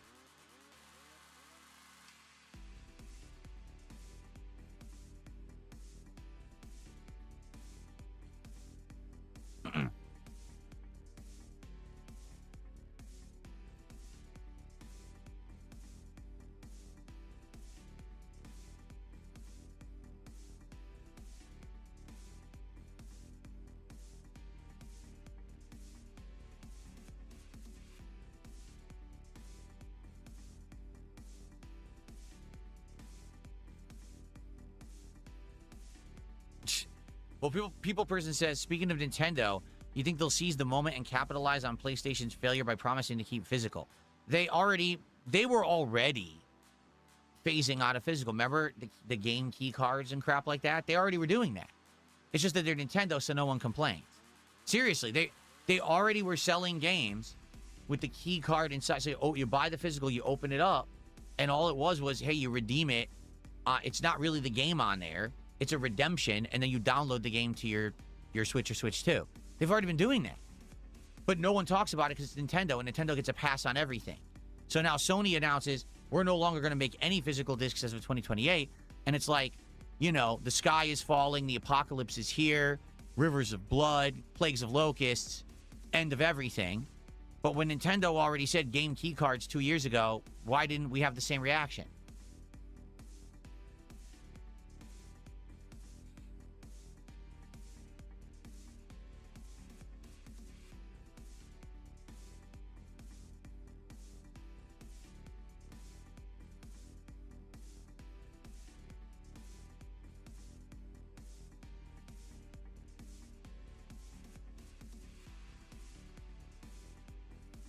Oh, admittedly, yes, Nintendo does try to innovate a lot. It doesn't always work when they try to innovate, but they are trying to innovate a lot, and they try to stay in their own category and do their own unique thing, right? They really do try to march to the beat of their own drum. They don't try to follow the trends and do what everyone else does, for better or worse, because a lot of times you say, well, that's good because they're innovating.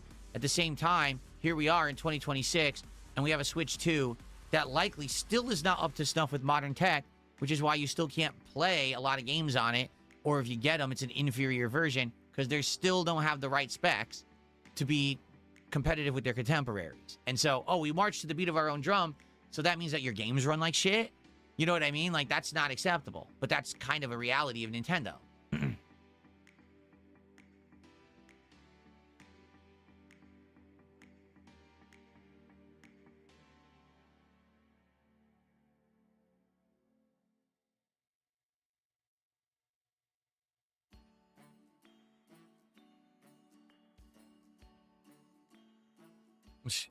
All right, we're gonna wrap it up, guys, so we can get started with our Pokemon stream.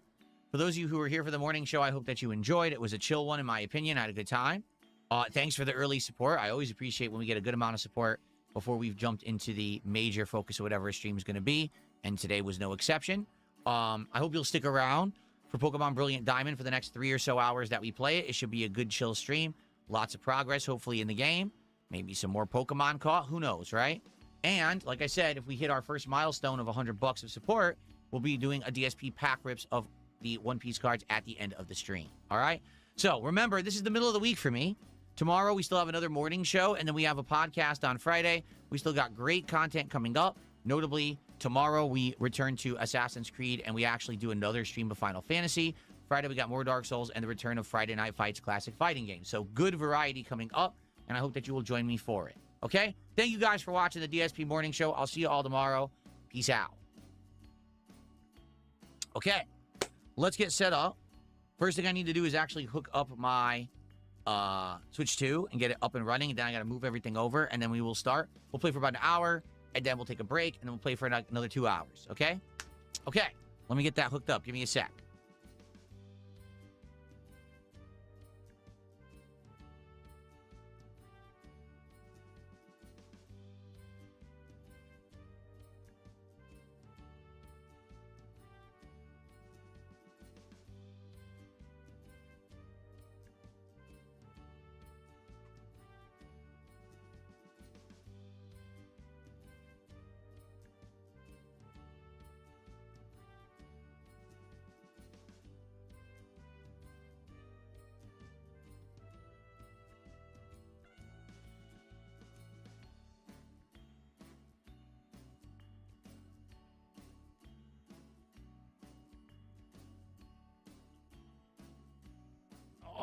Alrighty. And let's get this moved over now.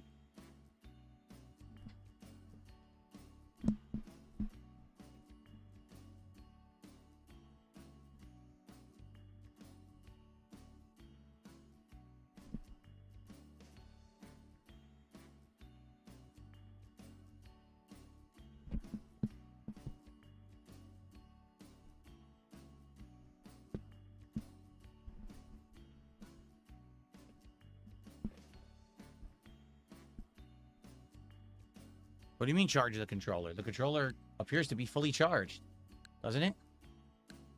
Oh, actually, where is the controller battery on this thing? It doesn't say. I don't know how to actually see the charge of the controller. It should be charged. I think I've only used it once. And this controller usually can be 2 or 3 streams before it dies out. All right, let's get the music on. All right. Nice. I have an emoji blow kiss I accidentally clicked. I didn't mean to click that. Emoji blow kiss.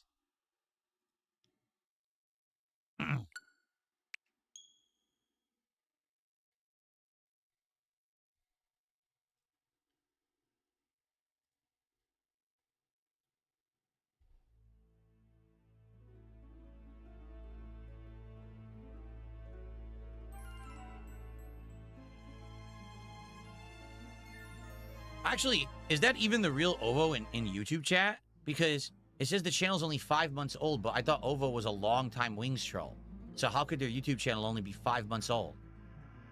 I'm just curious because I don't want people coming in and impersonating people and then trying to get people in trouble and shit. You know what I'm saying? Because people do that all the time. They come into my chat saying they're someone and they're not, and they're fucking around.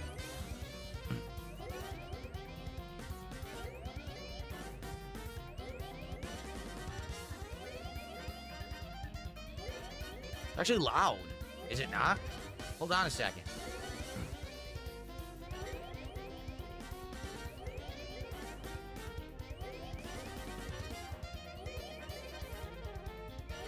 Seems fine here, but I think I'm gonna lower the I'm gonna lower it in my speakers. It's loud as shit.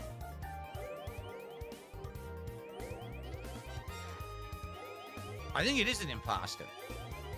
I don't think that's really Ovo. Because like I said, isn't Ovo a longtime Wings troll?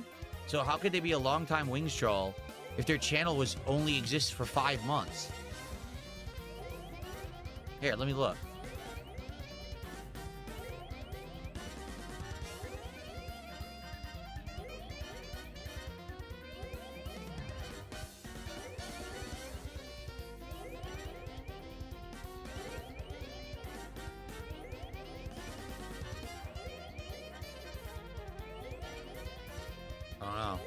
Maybe it is really him. I can't even tell.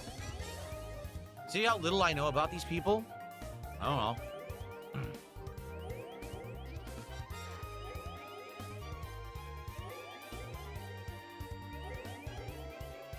Whatever. All right, well, let's begin, shall we? Let's stop wasting time on this nonsense. It sounds much better. I lowered the volume. Okay, here we go. Hello, everyone, and welcome back. It's time for more Pokemon Brilliant Diamond here on DSP Gaming. And I believe we are in the Team Galactic base. And we are going through and we're just about to try to figure out how to do this because it looks like there's going to be some teleportation panels. And I don't know where they're going to lead us. Well, we got a Pokeball, so that's good. Let me make sure that our Pokemon are ordered properly. Yes, we have Hades out front. Okay.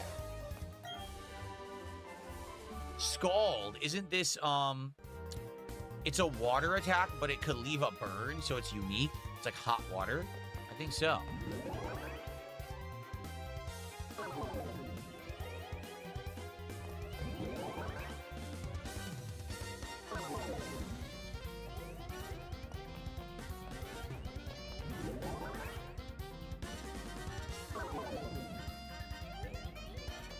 All right.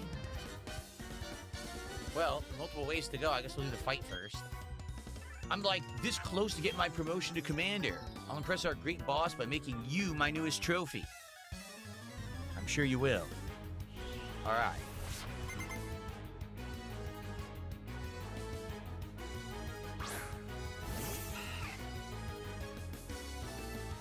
Well, hot water... Well, here's the thing. Hot water burns, but when it burns... so I'm curious. Let's say you got a bad burn from scalding hot boiling water. But what if we also got a burn from direct contact with flame? Yes, it burns the skin and damages it, but is it exactly the same type of burn? Or is it completely different damage to the skin? I don't think I've ever done direct comparison before. Right? Because in one case, it like would singe the skin and like actually burn it with the flame. Like it would like destroy the cells and cause the cells to like cook basically, right? But the water, it would burn you, but it would make the cells inflame and die, but it wouldn't leave like a burn mark? Well, would it? It would leave a scar. I've never really thought about that before. They do technically both burn you because of the temperature, but they could have a different effect on the skin. Steam is the worst? Is that true? Steam is like the worst kind of burn? All right, anyway, let's burn this thing. Let's burn this thing.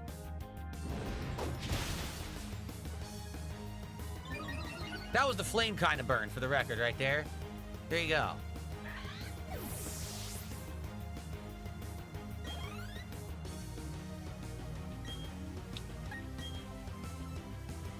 Well, for the kind of Pokemon they have in this center, I think we have the right guy up front here. Keep burning them all. Very nice.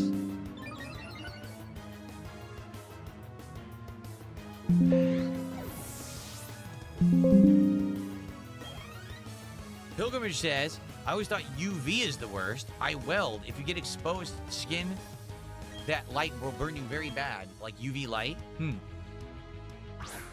Well, UV light is what they use in tanning beds, right? That would make sense.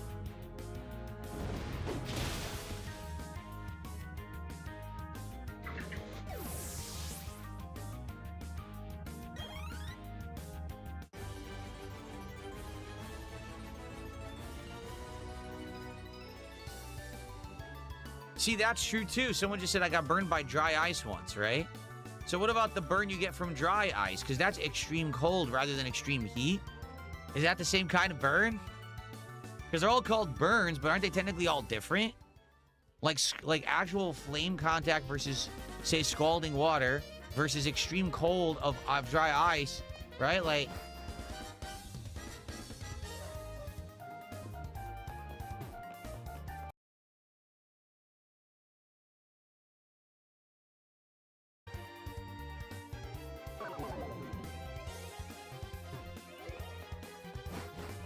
All right, this is getting really confusing now. Now where am I? Who are you? Hey, now, our HQ is a state-of-the-art facility. A snot-nosed kid like you ought to keep your dirty hands to yourself. Jeez. Your dirty hands.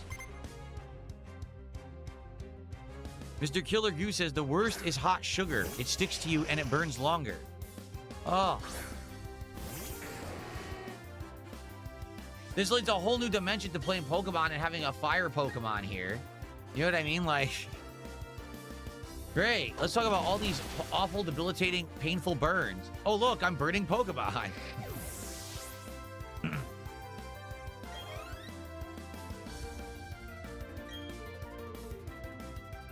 Really? You put salt and ice together in your hand, it burns? That's a chemical burn? It does?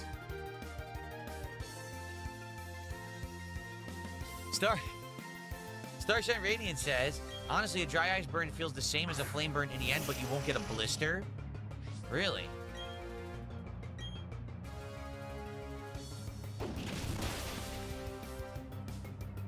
What is my favorite burn type?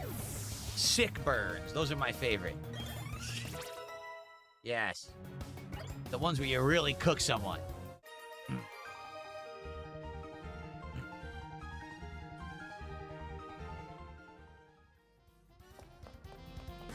Dude, I don't know where I'm going now. There's multiple ways to go.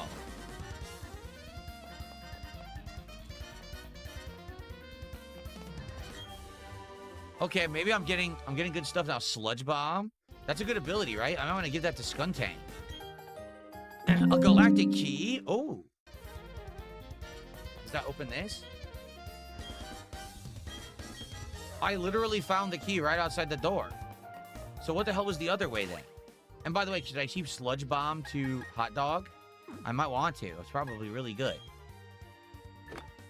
Sludge Bomb we used in Pokemon Champions when we were doing duels, and it was actually a really good ability. Yeah, look. Wow. It's insanely good. It's a 90 damage attack, and it could poison the target. No. I almost taught it to Hades by accident.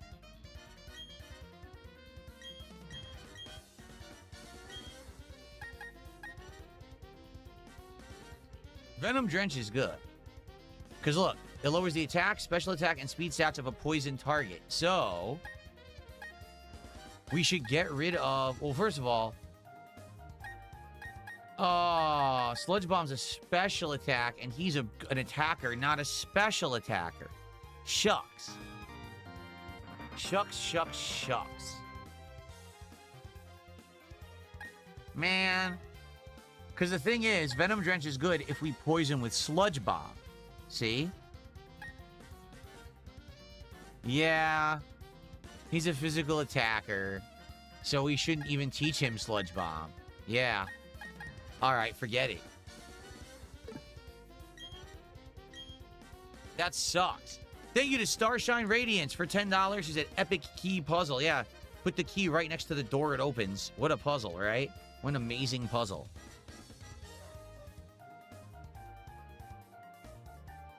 Okay.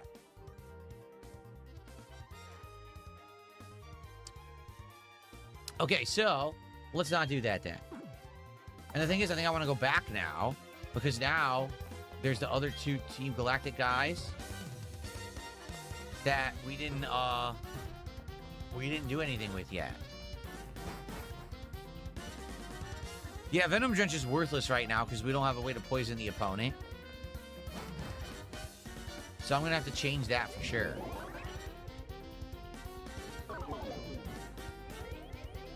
Okay. Let's go up here.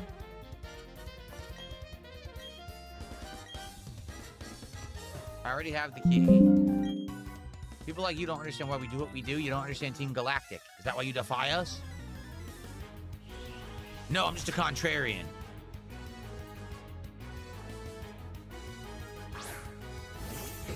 So in every major Pokemon generation, did they introduce a new team? Like at first it was Team Rocket. This is Team Galactic. Did they keep doing stuff like this? Because again, I didn't play the classic Pokemon, so I don't know the answer. But it's weird. Team Galactic just seems weird to me.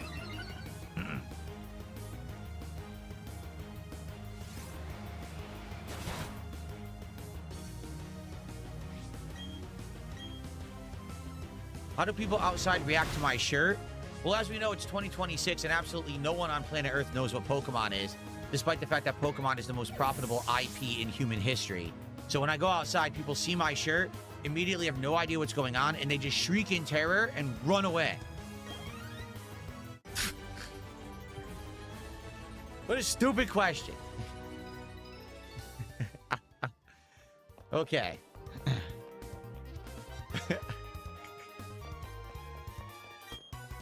I smell an intruder.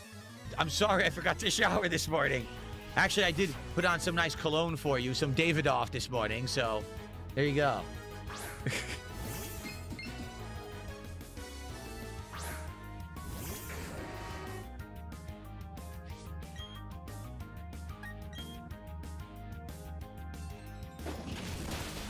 Yummy.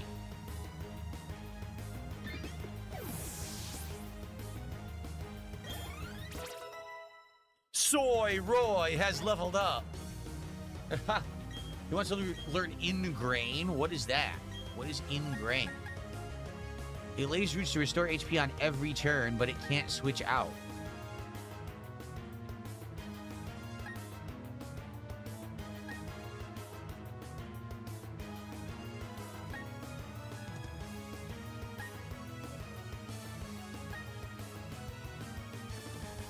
Actually, I don't think I want it.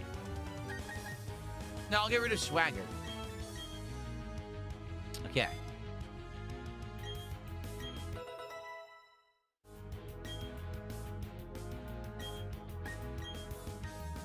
Yeah.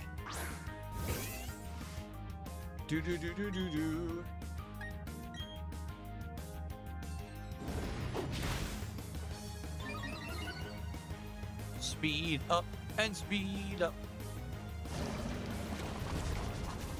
A petty existence says, I want you to lose, Phil. Well, I got some bad news for you. You're going to have to find a way to jump dimensions, bro. Because it ain't happening in this reality, that's for sure.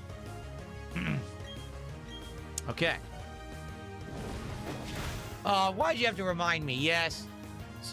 It was Overstuffed Wednesday plush who contributed last stream, and the next time we catch a Pokemon, I have to name it Hooded Worm.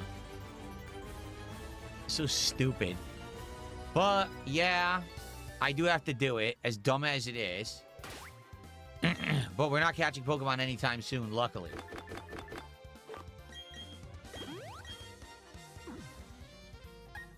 Alright, let's swap. Let's see here. Let's see here. Man. I guess our next one would be Susblata. Okay.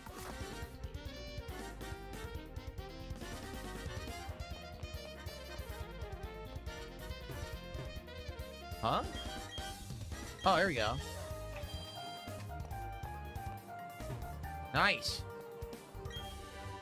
Dazzling Gleam. Isn't that a really good TM? I think it is. I think Dazzling Gleam is super good. That's why it was worth it to come down here this optional way. Let's see.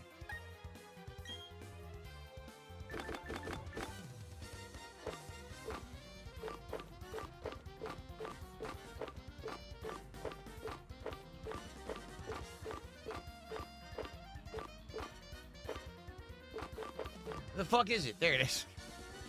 Come on, where'd it go? Okay, the user damages the opposing Pokemon by emitting a powerful flash. So Susblot already knows it, but it's a really good fairy type move. So I'm actually glad that I came over here to get it. Ovo, so let me ask you a question. Is there a particular reason why you're like in the chat trying to find a way to like push my buttons? Like, are you just really bored because Wings doesn't stream anymore or something? I'm just curious because you just showed up the last couple days, and now today particularly, you're basically trying to do something, I guess, to get either my attention or to get me to ban you. I don't get it. Are you really that bored of a person? Like, don't you have a life or something? Exactly. What's the lore? I want to know the lore of what's going on. I'm interested.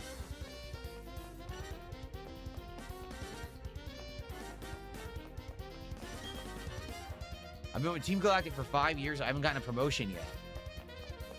Yikes. He's complaining to me about this. I'm not sure I'm the right person. You barge into the HQ, you must not know what fear is, kid. Why am I not fighting anyone? Did I already do this? Yeah, we already did this. Oh, okay, we gotta go the other way. The only physical poison type move Skuntank can learn is Poison Jab. It's in Route 212. Ooh, I probably want to teach him Poison Jab. That's probably a good one.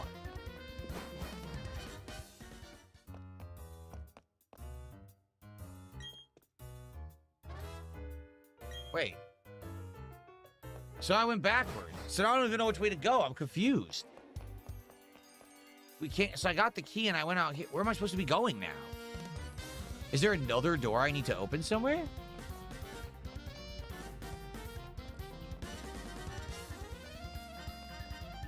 Did this. I'm very confused.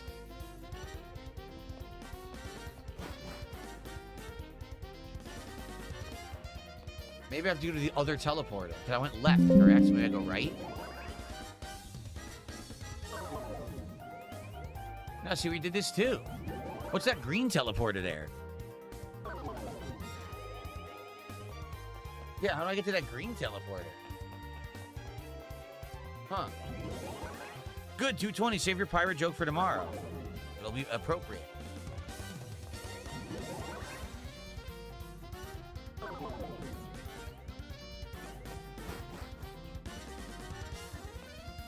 So we went up, we got the key, and we went left. We already did all this. Like, where am I supposed to go now?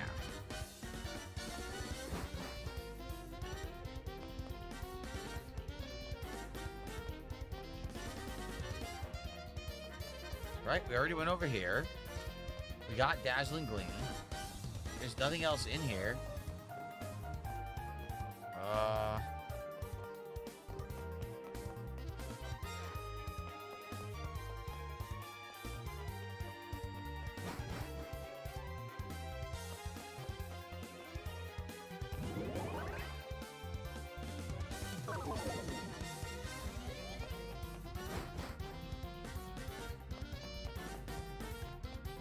I get the feeling we're supposed to do something else.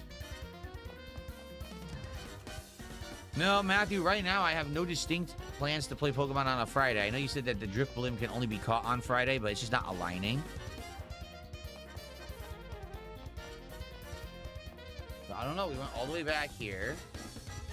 And this just loop, right? We got the item. That's it. I don't know what the hell I'm supposed to do.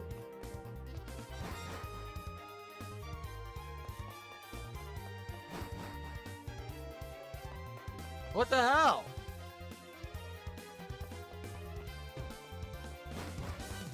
I don't see a way to get to the green teleporter from here, so maybe it's another way. Maybe there's a different way to go.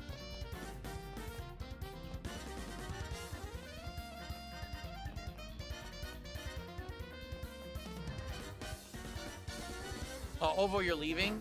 What is it? I didn't give you the reaction that you wanted. I didn't completely rage and freak out. I didn't give you the wings reaction and ban you and like call you out.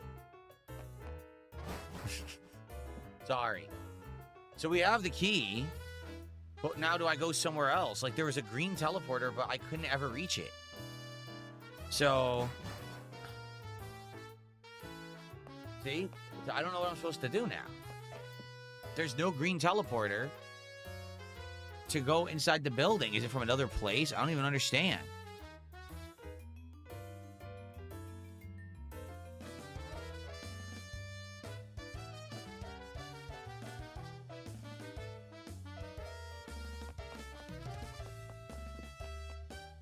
Oh. Level up completed. Does anyone know what I'm supposed to do here? We got the key. I think maybe the goal was to get the galaxy key. And now we have to go use that somewhere else. Re-enter the Galactic HQ from the Galactic Veilstone building. Ah, see? So now that we have this key, now we're supposed to go into the other building. But they didn't explicitly explain that, so that's why it was confusing.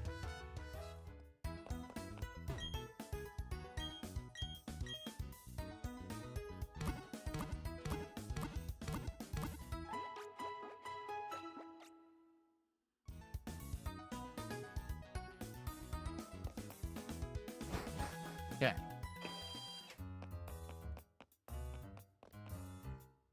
That's the department store. So where is it? Over here? Here it is. Yep. Okay, now we have the key card, so we probably can enter the area we couldn't get to before. Yeah, right here. There you go. So the game didn't explicitly explain it. It was a little confusing, but all right. We're good now. What time is it? Oh, we still got plenty of time before I have to split the part. Cool.